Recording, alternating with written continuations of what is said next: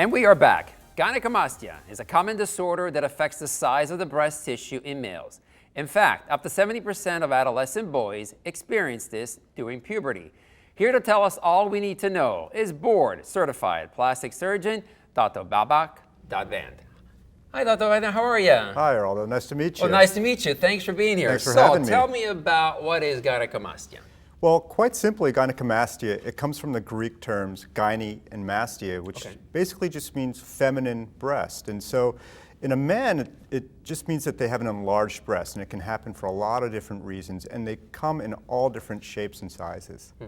So I noticed when I was about 13 that I believe I had that issue, and the way that I was able to rectify it is by exercising.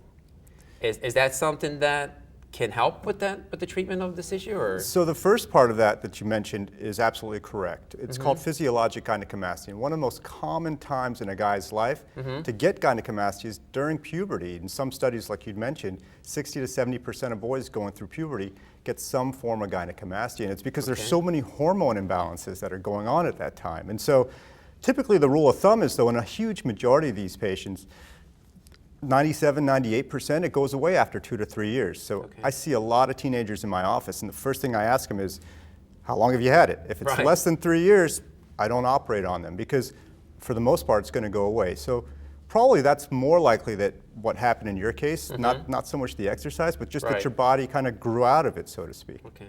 So what are some of the symptoms that you need to be aware of? Yeah, so, gynecomastia can present with severe pain. That's probably the most debilitating, and that's sometimes the first thing that guys feel. They feel this tingling or this real sensation or pain.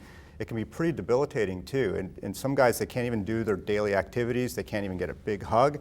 But then there's a whole nother spectrum of guys that have no symptoms at all, no physical symptoms, but the issue is not so much the physical symptoms in these guys, it's the emotional and the psychological symptoms. It really affects their self-esteem, it affects their self-confidence, their ability to do things that they normally do. And I'm from Los Angeles, so when you have the pool and the beach and you can't go and take your shirt off, you take for granted having a normal chest. Of course, and I know I mentioned exercising, but does that resolve some of the issue maybe?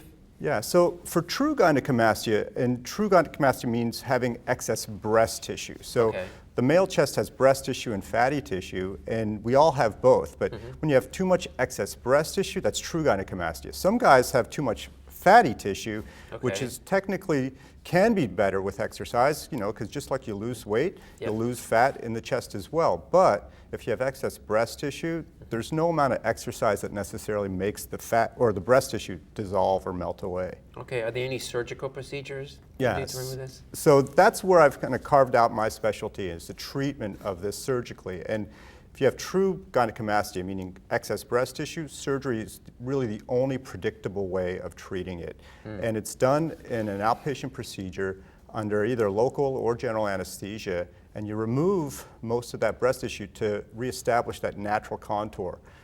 And the good thing about gynecomastia surgery is that it's permanent. It doesn't come back unless the person does something to re-stimulate the breast tissue, whether it's taking steroids or doing something else that'll stimulate whatever remaining breast tissue that might be left in behind. Because the goal of the surgery is not necessarily to take out all the breast tissue, just enough to give a normal contour. Right, so I guess my next question, are there certain foods that cause this maybe, or certain, I know you mentioned, steroids, and that affects a lot of the parts here, but are there certain foods maybe that we should be staying away from? Or? Eraldo, that's a great question, especially coming from someone who's a fitness expert like yourself. Diet is very important. Now, there have been some reports about, say, soy products, and really, there's nothing definitive as far as any specific food that can cause gynecomastia. The one report that had soy as a cause was a gentleman who was consuming huge amounts of soy milk a day, something that's far beyond what a normal person would be taking on a regular basis. So I would say no, food is not really one of the main causes of gynecomastia, but there is a whole list of other things that can cause gynecomastia. Wow. And it's, it's becoming more and more evident, all right, in people that you see in your office. It's becoming more and more, right? You see it more? I say the statistics out there show that between 20 and 30% of males throughout part of their life experience some form of gynecomastia, and teenagers especially during puberty, 60, 70% do. So it is probably the most common unspoken issue in plastic surgery, and especially in male plastic surgery. Wow.